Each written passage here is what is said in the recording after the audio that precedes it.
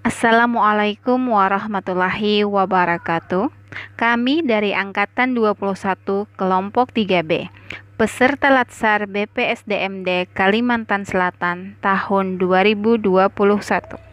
Kali ini kami ingin menampilkan tugas kelompok kami, yaitu mind mapping tentang implementasi Whole of Government di era transformasi digital sesuai dengan potensi lokal. Selamat menyaksikan. Whole of Government. Pengertian Whole of Government, mengapa Whole of Government penting, prinsip-prinsip Whole of Government, praktik Whole of Government, manfaat Whole of Government, tantangan dalam praktik Whole of Government, praktik Whole of Government dalam pemelayan publik, serta hambatan dalam praktik Whole of Government. Pengertian Whole of Government. Whole of Government adalah sebuah pendekatan penyelenggara pemerintah yang mengoptimalkan upaya kolaboratif dalam ruang lingkup koordinasi dari keseluruhan sektor dengan maksud untuk mencapai tujuan pembangunan bersama dan pemerintah yang terintegrasi dalam pemecahan suatu isu yang muncul. Selanjutnya, mengapa WOG itu penting? Ada beberapa alasan yang mendasari. Yang pertama, faktor internal. 1. Ketimpangan kapasitas sektoral sebagai akibat adanya kompetisi antar sektor. Kedua, ada perbedaan orientasi sektoral. Kemudian, ada faktor eksternal, yaitu 1. Dorongan publik. Kemudian kedua, ada program pembangunan dan pelayanan. Ketiga, perkembangan teknologi informatika, dan keempat, dinamika kebijakan yang kompleks. Kemudian, untuk di Indonesia, ada alasannya yaitu keberagaman latar belakang nilai, budaya, adat istiadat, serta bentuk latar belakang lainnya.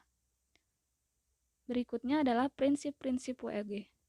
Yang pertama, ada kesatuan, kemudian tujuan bersama, melibatkan seluruh aktor, kolaborasi, dan kebersamaan. Selanjutnya adalah praktek WOG. Terdapat beberapa cara pendekatan WOG yang dapat dilakukan, baik dari sisi penataan institusi formal maupun informal. Cara-cara ini pernah dipraktekkan oleh beberapa negara, termasuk Indonesia dalam level-level tertentu. Cara-cara tersebut adalah, yang pertama, penguatan koordinasi antar lembaga. Yang kedua, membentuk lembaga koordinasi khusus. Yang ketiga, membentuk gugus tugas. Dan yang keempat adalah koalisi sosial. Manfaat WOG diantaranya adalah meningkatkan efisiensi, sharing informasi, membangun lingkungan kerja, meningkatkan daya saing, meningkatkan akuntabilitas, dan koherensi kebijakan. Tantangan dalam praktek WOG. Yang pertama, kapasitas SDM dan institusi. Kapasitas SDM dan institusi-institusi terlibat dalam WOG tidaklah sama. Perbedaan kapasitas ini bisa menjadi kendala serius ketika pendekatan WOG. Misalnya, mendorong terjadinya merger atau akuisisi kelembagaan, di mana terjadi penggabungan SDM dengan kualifikasi yang berbeda. Kedua, nilai dan budaya organisasi. Seperti halnya kapasitas SDM dan institusi, nilai budaya dan organisasi pun menjadi kendala manakala terjadi upaya kolaborasi sampai dengan penyatuan kelembagaan. Yang ketiga, kepemimpinan. Kepemimpinan menjadi salah satu kunci dalam pelaksanaan WOG. Kepemimpinan yang dibutuhkan adalah kepemimpinan yang mampu mengakomodasi perubahan nilai dan budaya organisasi, serta meramu SDM yang tersedia guna mencapai tujuan yang diharapkan. Praktek WOG dalam pelayanan publik. Menurut jenis pelayanan, yang pertama pelayanan administratif, pelayanan publik yang menghasilkan produk dokumen seperti KTP, akte, izin usaha, SEOP, dan lainnya. Yang kedua pelayanan jasa, yaitu pelayanan publik yang menghasilkan produk jasa seperti pendidikan, kesehatan, jaringan telepon, air, dan sebagainya. Yang ketiga, pelayanan barang, yaitu pelayanan publik yang menghasilkan produk barang yang dibutuhkan masyarakat, seperti jalan, jembatan, perumahan, dan sebagainya. Yang keempat, Pelayanan regulatif, yaitu pelayanan melalui penegakan hukum dan peraturan perundang-undangan dan kebijakan publik. Yang kedua, menurut pola pelayanan. 1. Pola pelayanan teknis fungsional. Yang kedua, pola pelayanan satu atap. Yang ketiga, pola pelayanan satu pintu. Yang keempat, pola pelayanan terpusat. Dan yang terakhir adalah pola pelayanan elektronik. Hambatan dalam praktek WOG. Yang pertama adalah kapasitas dan kompetensi SDM tidak sama antar instansi. Yang kedua, perbedaan nilai budaya dan organisasi. Dan hambatan yang ketiga adalah kepemimpinan. Baiklah, selanjutnya implementasi WOG di era transformasi digital sesuai dengan potensi lokal di Kabupaten Hulu Sungai Tengah.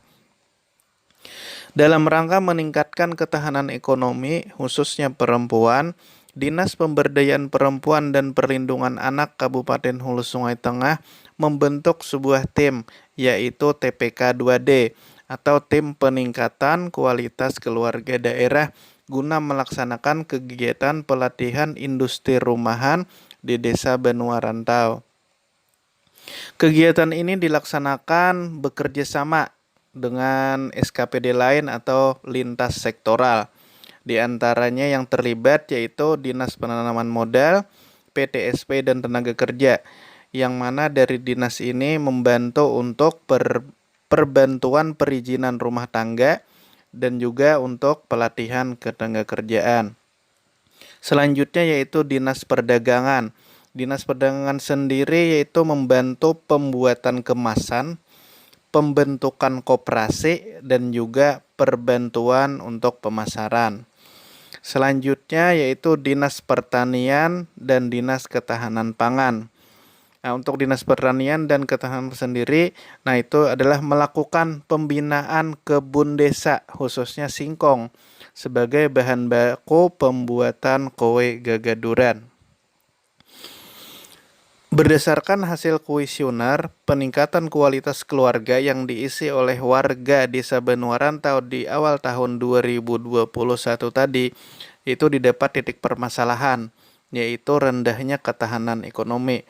Karena sebanyak 33,3% perempuan di Desa Benua Rantau itu berstatus sebagai janda.